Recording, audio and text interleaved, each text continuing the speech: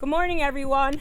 I wish we were here for a better reason to gather here this morning, but unfortunately, this is not the case. We are here as a community to demand some answers. We need to know why we're being lied to. Why are there cuts to schools when we were told there wouldn't be? On July 13th, 2016, Forrest Claypool, the acting CPS CEO, issued a statement informing the public that there would be no cuts to classrooms. Why now the cuts? Why the bait and switch? At the last local school council meeting, Ms. Martini Walsh told us there would be no cuts to classroom. Again, more lies. This is wrong. The mayor and his appointed school board and the CEO keep taking away public education resources from our communities. Across Chicago, other working class communities like ours are being robbed of precious public resources.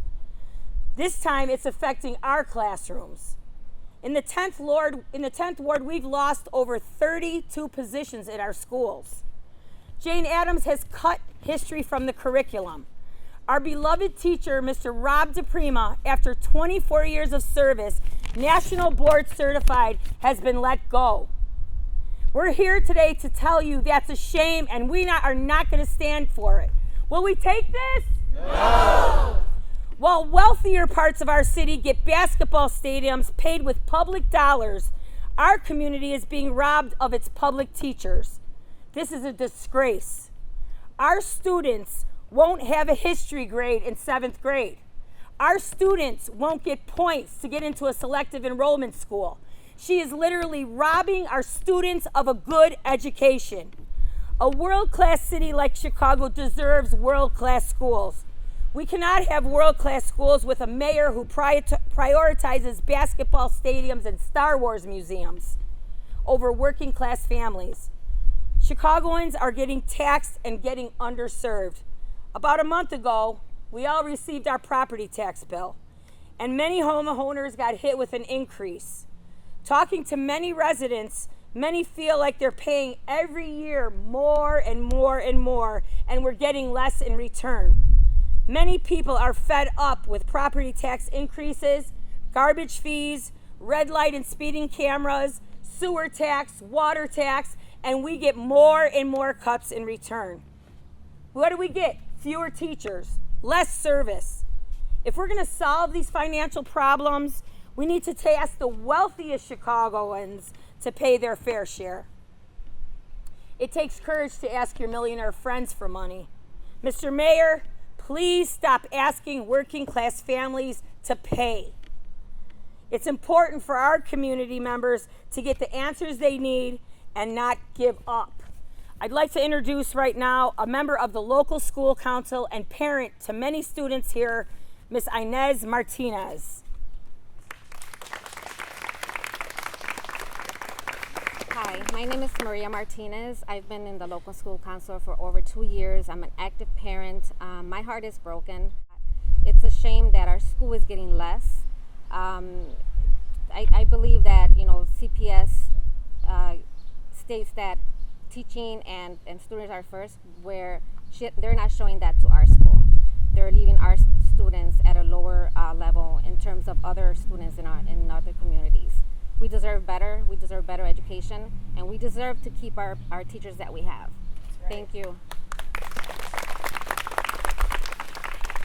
And now Stephen Walsh, a former graduate of Jane Addams Elementary and somebody that is touched deeply by these layoffs.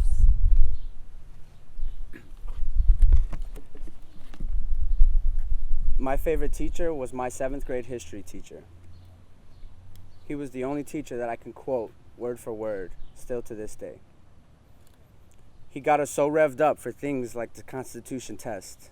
The power in his competitive learning and setting high expectations was something that I didn't think I could do. His lesson on Hitler inspired me to become a teacher. And even though I taught math, I taught the lesson on Hitler. Growing up, I was very borderline gang member.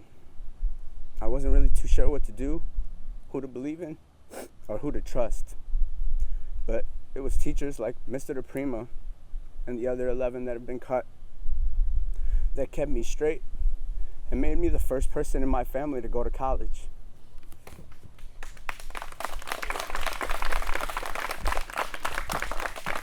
Some of these teachers have taught myself, along with all 3 of my sisters, and I now am an uncle of a beautiful niece, and I'll be damned if Mr. DePrima does not teach her. She's going wherever he goes and wherever they go. Some of us growing up here in South Chicago don't have many role models in our family. Teachers are all that we have. And you're going to take 11 of them away from us? What else do we have, if not our education? And it was teachers like Mr. DePrima that taught me the power of that. When 9/11 happened, Mr. DePrima took our entire class to the library to watch the news. And I was such a dork when I was a kid. I remember saying, Mr. DePrima, what about history class? And he said, Stephen, you're living in history today. And now I feel a part of that. And it sucks to be on this end. But you have to understand that for us, there isn't much else out there. We need these teachers. Thank you.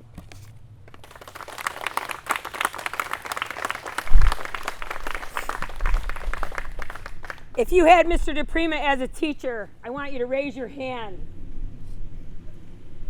We're here today to support teachers like Rob DePrima and Lynette Harris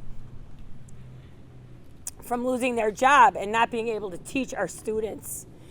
Right now we're going to ring the doorbell, and we're going to demand a community meeting to have the principal explain to us why she did these and why she cut these subjects from the curriculum. Inez, can we please go to the door?